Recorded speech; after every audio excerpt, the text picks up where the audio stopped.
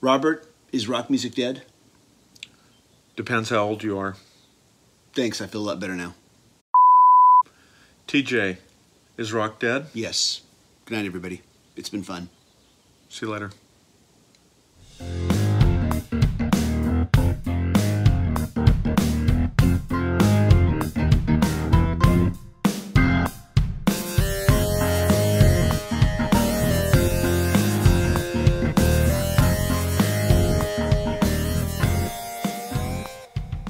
Hey everybody, this is TJR. And this is Robert Kinsler.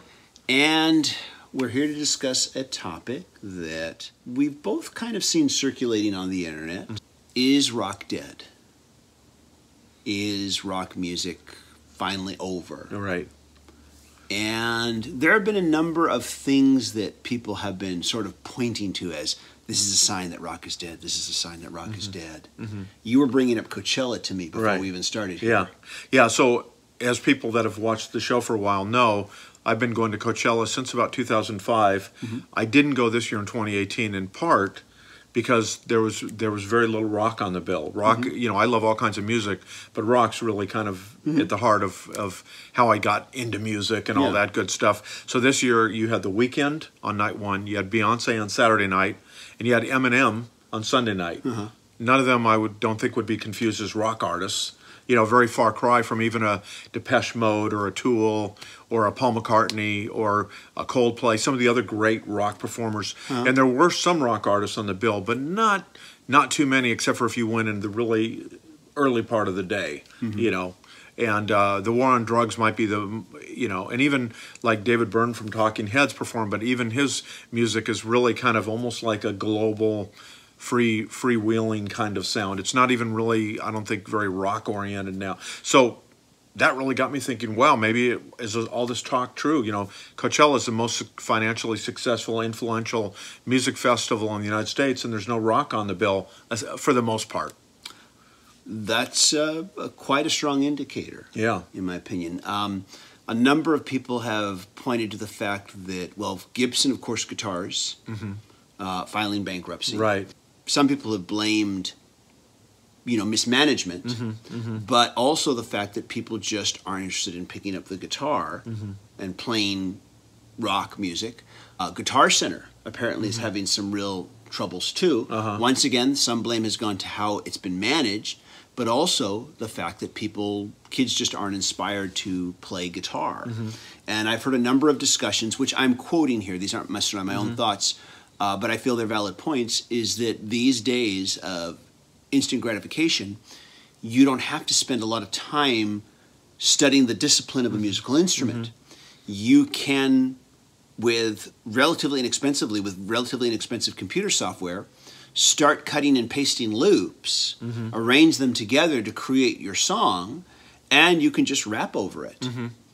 Or talk over it, and you can, or sing over it, whatever you want to do. But without having to really take the time to really train how to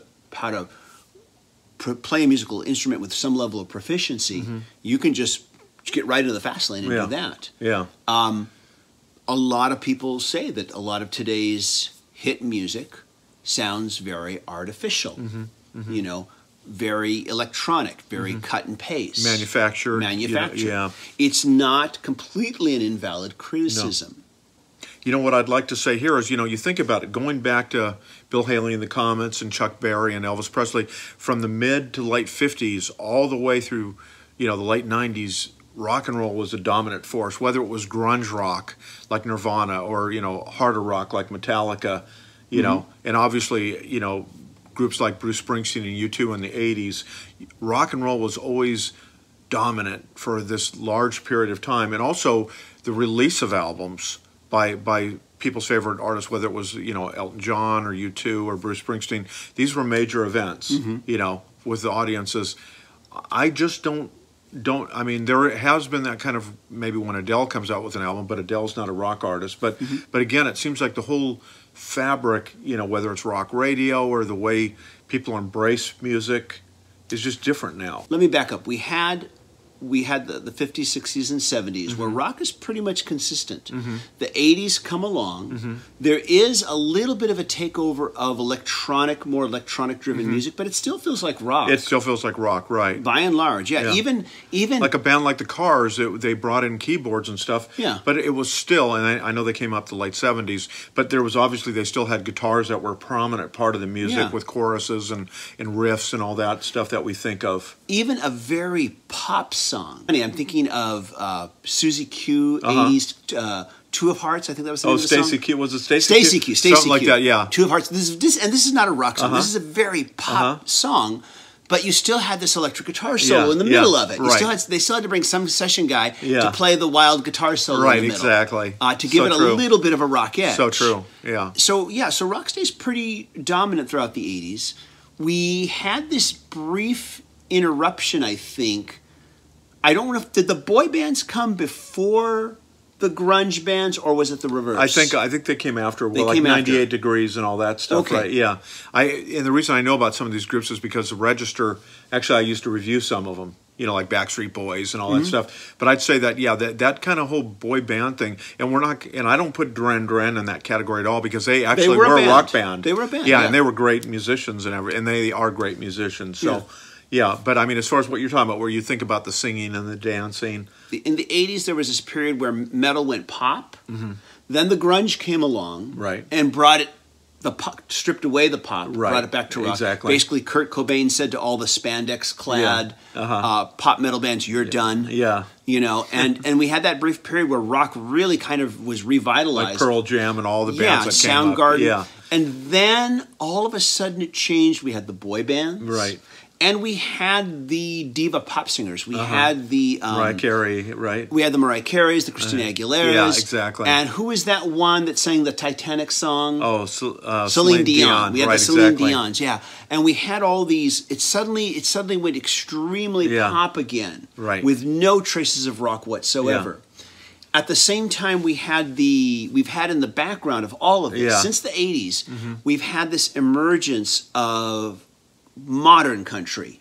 Right. And I remember and I've talked about this before, but when I first heard it, I thought this is just blues and rock music sung with a country accent. Right. And maybe they put in a pedal steel guitar or a fiddle, kind of for like almost as to add a little bit of like, okay, we're going to flavor it a little bit.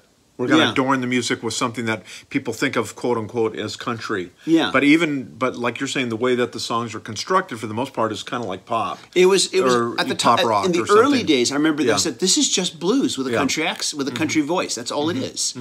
And yet people didn't see it that way. They said, "Oh, I like this new country music." I said, "You're listening to blues. Or you're listening to rock and roll light." Right. And this began to grow in the background, and then country emerged more and stronger and stronger.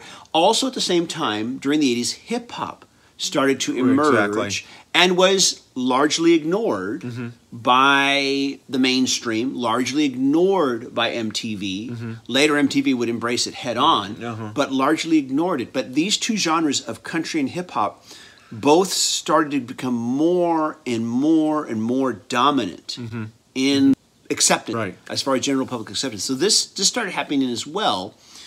But as to what led to the decline of rock is really the question. Yeah. True, these two genres emerged and got stronger.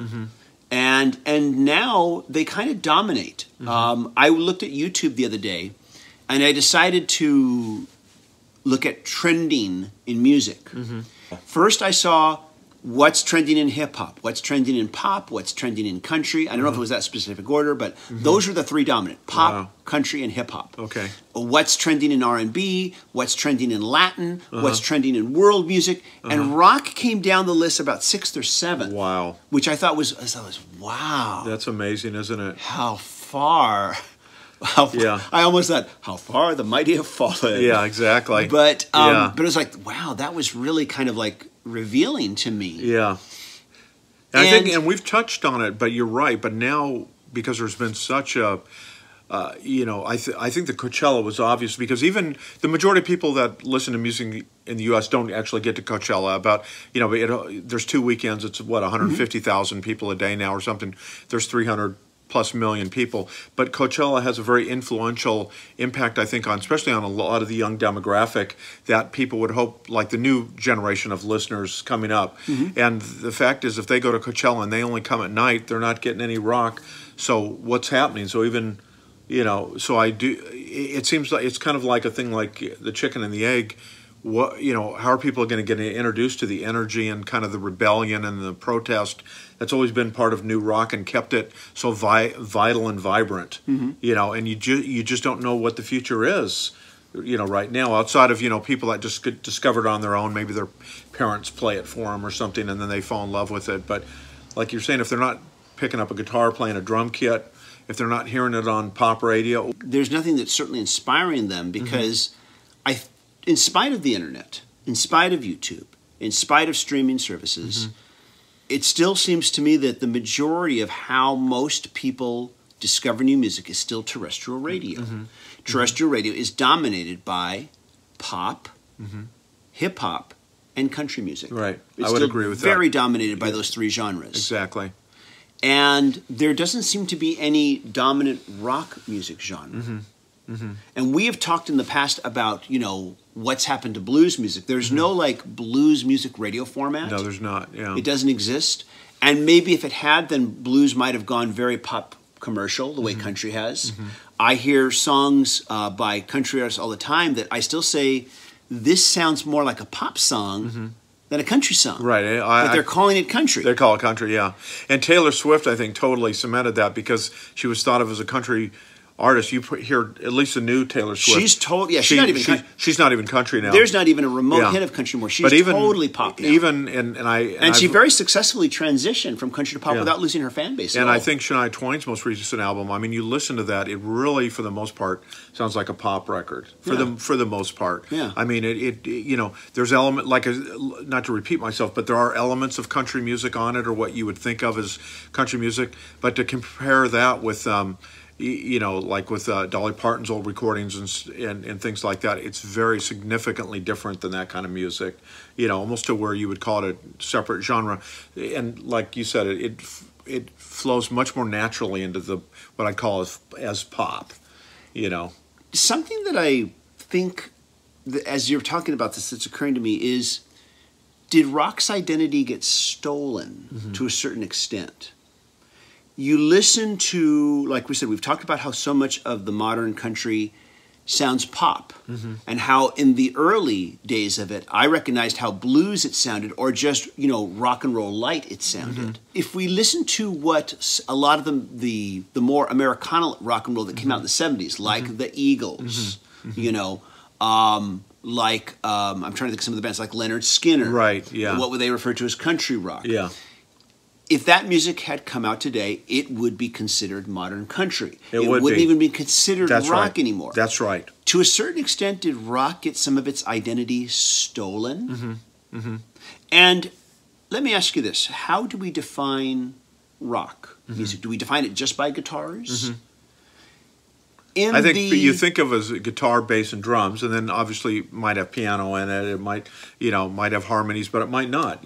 But I think we both know, if we hear a song, we know if it's a rock song or not.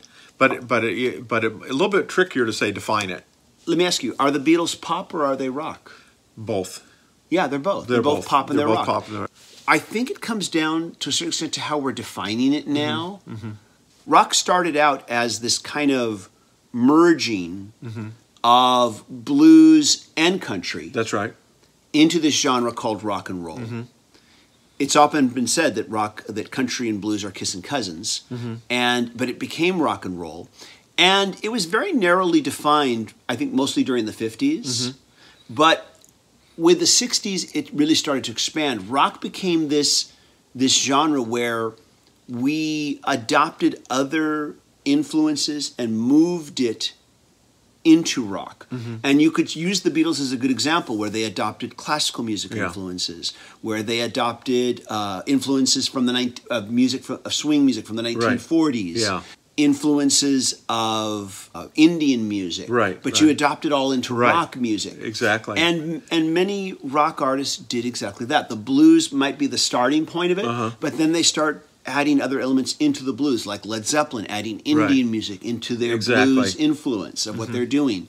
And I think that rock was this kind of all-encompassing thing. You had bands like Yes that were combining classical and jazz with rock, or Steely Dan just combining jazz with rock. Exactly. You had all, the Eagles combining folk and country with rock. You had all these bands that were, basically combining different genres with rock, finding different ways to say this is what rock music is. And I think that's true even in the 80s, during this romantic period of bands like Duran Duran, that sort of thing, where they're playing more with electronics, but it's still rock. It's still rock. And then we had that explosion in the 90s, and then that was it, basically, as far as rock in the mainstream. So what happened? That's the question. Yeah, it is. That's a tricky one to answer. I mean, I think you kind of touched on it. I think I primarily blame radio, but that they stopped supporting. Maybe that that there's been some great, like I think in the United States, a band like Keane that's so good that I would say is a rock band. They've never got much exposure here. Even a band like Radiohead, you get outside of Creep or something, and in some select stations, obviously, college radio or more, some of the kind of non-commercial rock stations like here in Los Angeles area, like KCRW or something. But a band like Radiohead has been doing these unbelievable albums. I don't think many people have ever even heard them. The greater population outside of their hardcore audience. Yeah. I don't know how it is in Europe because we're here in the United States, but when I flip through the dial, there's so many great rock radios rock artists that we featured on our show. I never hear that stuff on the radio outside of like a public radio station or something like that. And I want to pause for a moment. You brought up our show, which we do, Music Worth Buying, where we discuss new albums that we are excited by.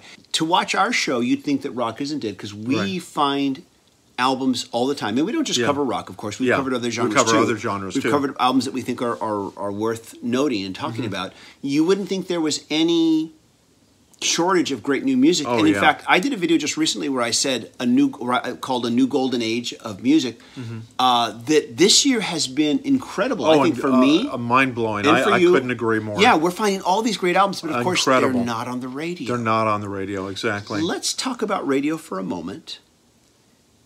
During the 50s and 60s and the 70s, radio was very fragmented. There were all these local stations. And didn't the programmers have more? They had the ability to play if they liked something. Programmers at local stations had a lot more. Had the decision-making power to say, "Hey, this is good. Let's play this." I mean, the time of the season from the Zombies would not be a hit today.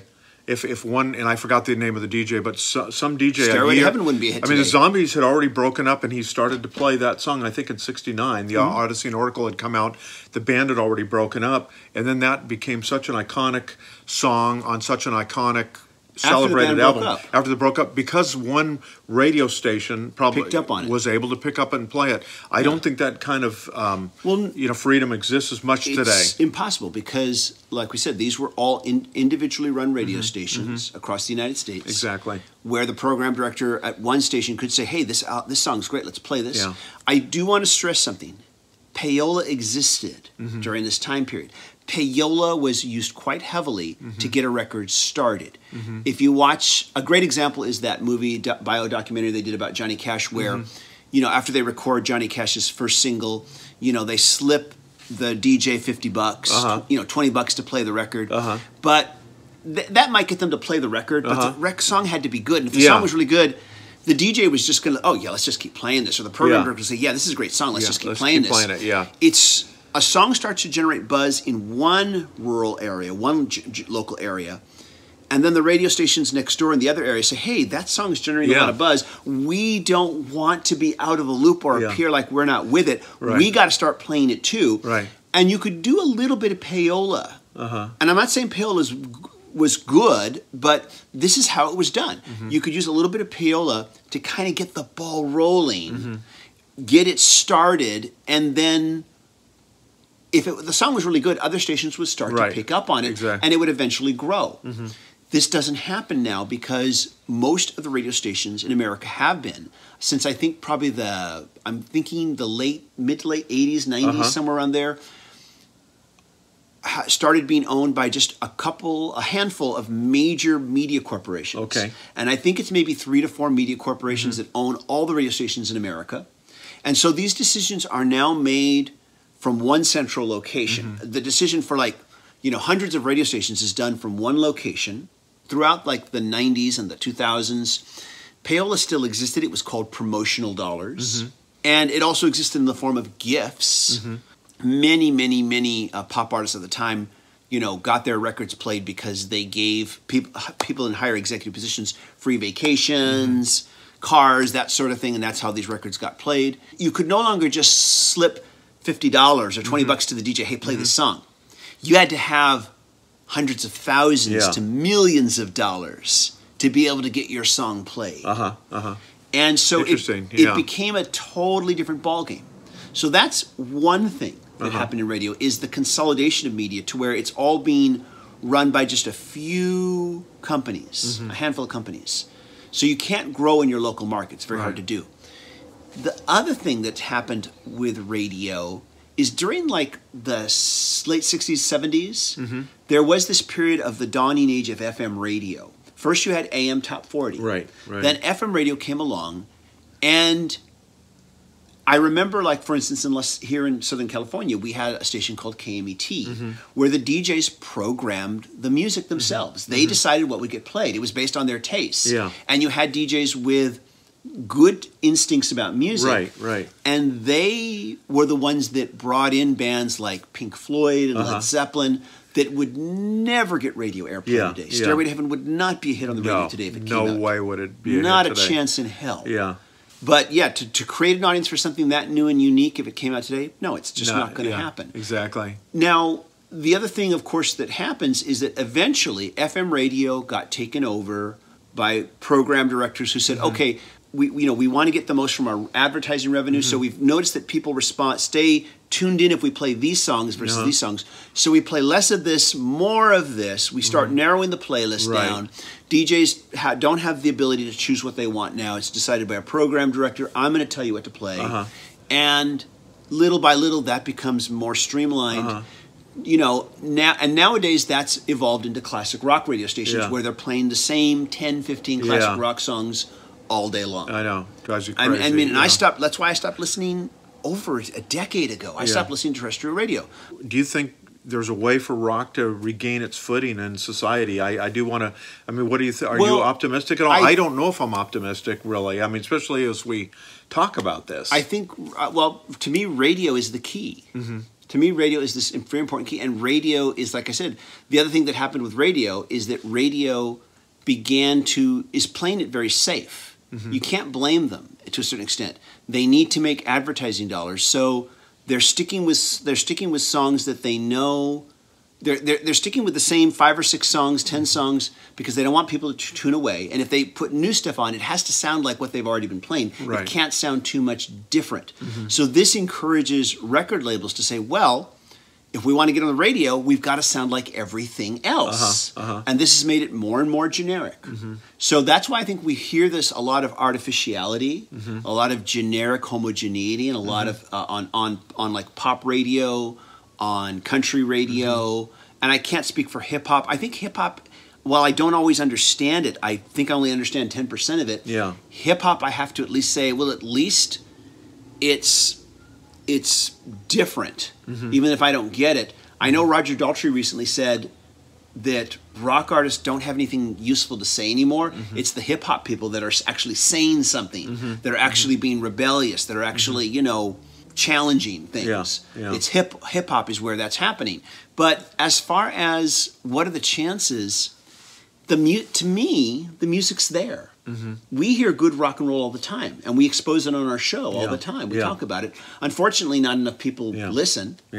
I talk to people in my age range. We're on the same age range, and they do bemoan all the time. I think we both have these stories where they say, "Oh, there's nothing good new. There's no good new rock stars. How come there's nothing good?" You want to grab them and say, "There's what? Tons of it. There's tons of it." And I ask them, "Hey, don't you watch our show?" "No, I don't have time."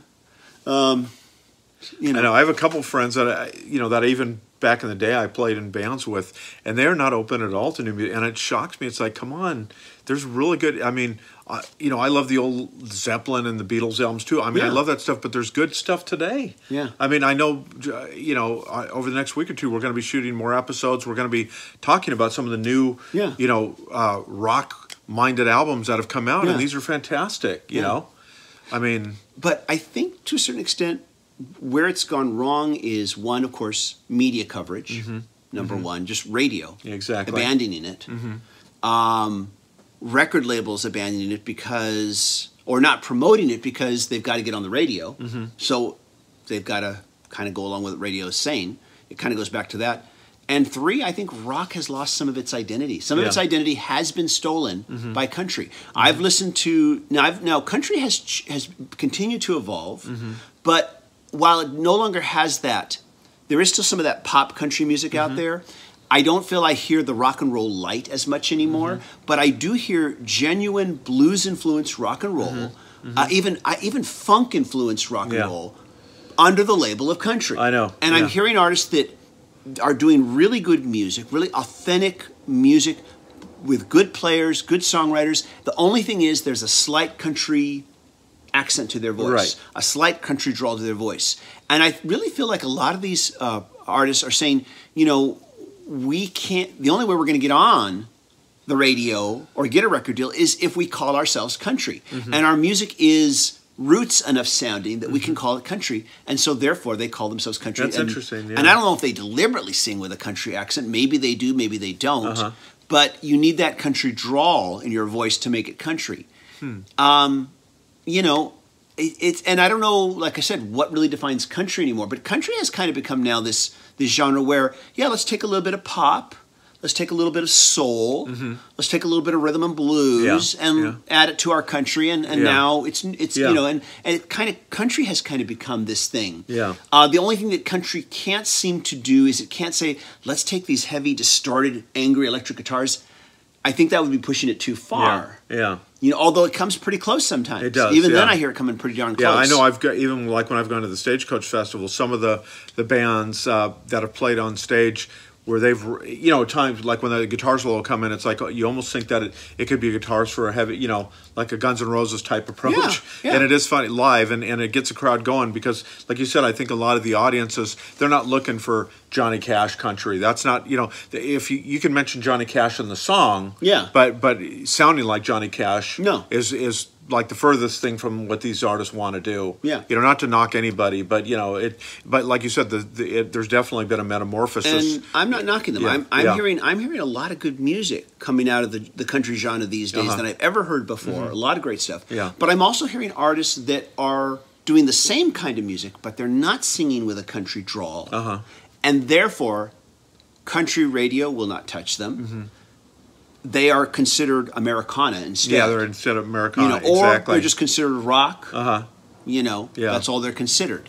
Wouldn't it be nice if country radio would ever play the Jayhawks? Wouldn't that be awesome? Yeah. I mean, talk about a great enduring band for basically, 25 years, I think, going back to the early 90s. These guys put out so many freaking great songs. And the fact that I've never heard them once on country radio. They have performed at Stagecoach, which was nice. But boy, that, But again, it's like radio makes and breaks all this stuff. What separates the Jayhawks? The only thing to me that separates the Jayhawks from a lot of these other, country groups is the fact that they don't sing with a Southern accent. That's about the only thing that really separates it now, because the lines are so blurred. And somehow rock has lost. It all got taken away from them. That genre infused, mix. Rock has lost that to a certain extent. But we hear lots of rock bands, new rock bands, all the time, contemporary rock bands that people have never heard of, that are mixing all the genres up, but they're still rock. In our hearts and minds, they're still rock, but nobody is paying it. Or not enough people are paying attention to them. Some of them are getting out there, but they're just not enough paying attention to them. Should we talk about online theft? There was a recent video that I watched. In fact, there were two of them that I watched where where both of these people said Lars from Metallica was right. when Lars Ulrich spoke out against Napster, there was a lot of backlash. You know, like, you're rich.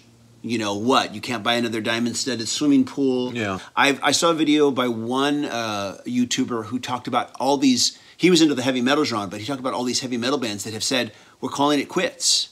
We can't keep going because we can't make a living. In fact, we're losing money every year. Yeah. And we've got families, we've got kids. Yeah. We can't make a living anymore, and we're losing money. We have to stop. And this is becoming more of a very chilling trend. Yeah, I agree. And why? Because they can't sell music anymore. Yeah. People are just stealing it. Yeah. And so I think this does play into it. Also, if you're only listening to the music through, you know, like a little speaker on your phone or your iPad, and you're not, you know, you don't hear as many people like, oh yeah, I heard that on my phone, or I'm listening through my earbud. You know, again, I think when we were kids, everybody had these big stereo systems. I know, you'd have your turntable, you'd get the album, you'd spend hours looking at the cover, maybe, I mean, it is very different today, which is not necessarily a bad thing with everything, but I think as far as maybe the power of rock and roll, I think maybe that's had an effect in addition to the radio, in addition, I think it's maybe all these things, and I don't know what it takes to reclaim that special connection that a rock artist has with its audience. Yeah. To me, it still feels like it comes back to terrestrial radio. Okay. In spite of everything, all this technology, people still rely on terrestrial radio to tell them this is what's good. And terrestrial radio doesn't sit there and say, these are the best things we've found here that's out there. Let's put this out there. Instead, terrestrial radio says, this is what sounds the most like what we're already playing. And the chances are less likely that people will tune away because they're hearing something unfamiliar. So we'll play this music. To a certain extent, some of the blame falls on us. It's human nature. We like hearing what we've already heard because we know we like it. If we hear something unfamiliar or different, we're more likely to tune away. That's true. And stop and go to something that we know. Let me go to a hit song that I like versus giving something new a chance to grow on us. During what we would refer to as the days of when classic rock radio was new music, you had radio stations that were willing to take a chance on this stuff and play it. And so you started to hear it in the background more. And you began to absorb it. And after it usually takes 2 or 3 listens before you can know if you like a song. We've said that before, and I think a lot of studies have proven the same, that the human brain needs to hear a song about at least 3 times before it can start to say, I like this, I don't like this. Exactly. In most cases. There are a few exceptions, but in most cases that's how it works.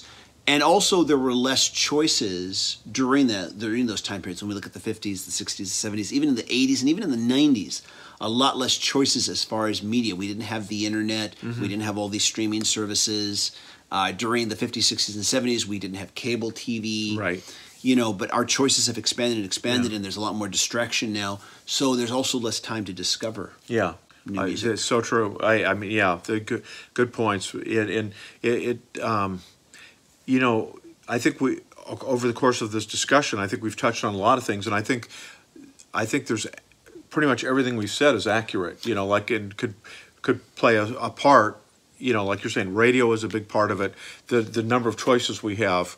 The fact that the individual, whether it's a DJ, whether it's maybe let's say a sound editor on a TV show that wants to use music, I'm sure things are much more tightly controlled. So even though there's many more outlets, it's harder to connect, a fan that might like something and get that fan to even discover it or learn about the existence of that music or that artist.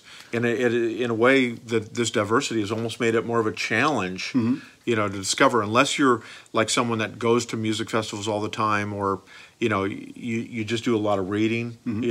I don't know. I don't know if there's a simple answer. Do we blame also the record labels and the artists? I mean, record labels do seem to sign acts doing really exciting music. They do. They can't get it on the radio. I mean, yeah. Think about like a band that you introduced me to. Tom Petty really championed the Shelters, a young rock band that we both like, And also I know a major label has signed the record company, and they're this exciting group. I know their second album has just come out, or it's about ready to come out. I got it. It's unbelievable. It's just floors you. So there are these young artists that the record labels are signing. That I would say would definitely fit in with the the rock blues or the modern rock sound. You know, so it's at least I think so. I don't lay the blame at the record companies solely by any means. I think they are bringing some of these great artists, but there is pressure for these artists to have success right away. It's not like the case like Cheap Trick, where I don't think they had a hit till they're like their fourth album or their third album.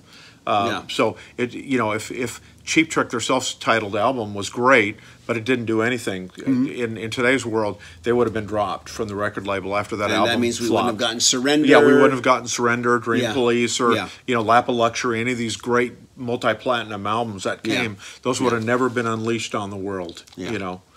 These things do sometimes go in waves. They It do. is true. There was that period during the 50s when Elvis went into the military.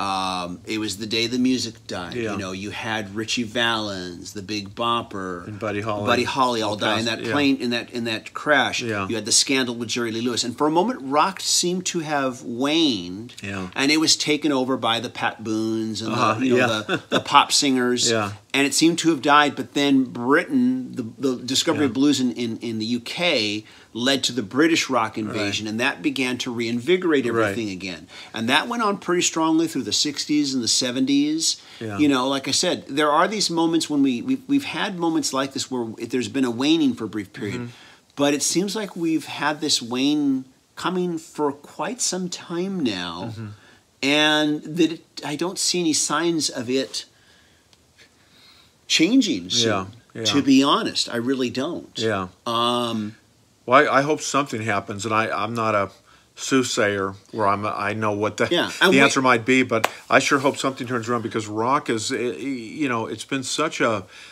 powerful force in modern music. I mean, and given the world so many great artists, and artists that don't sound, you know, and I'm not saying every pop artist is generic and sounds alike. And we don't want to, and we certainly don't want to diss the genres of country, because I'm hearing lots of good stuff coming out of contemporary country. And I'm not using the word modern country more. I'm saying contemporary country. I'm hearing lots of good stuff coming out of contemporary country. I do hear stuff out of pop that I think is good, although too much of it sounds too generic, too artificial. Yeah. There needs to be a resurgence where the producer is playing a larger role than the songwriter. It's relying too much on cutting and pasting of electronics, and not enough on having real musicians get in a room together and put something together. I think pop would definitely improve if we just had more real musicians involved. I don't see anything changing soon, but it could change in an instant. Something could happen. Some band could suddenly explode. I know a lot of people were saying they thought, oh, Greta Van Fleet's going to do it because they sound like Led Zeppelin. I think that's part of the problem. While I enjoyed the album, they sound like Led Zeppelin. Too much. Too much. Maybe if they can grow out of that and develop more of their own sound, maybe there's a possibility there.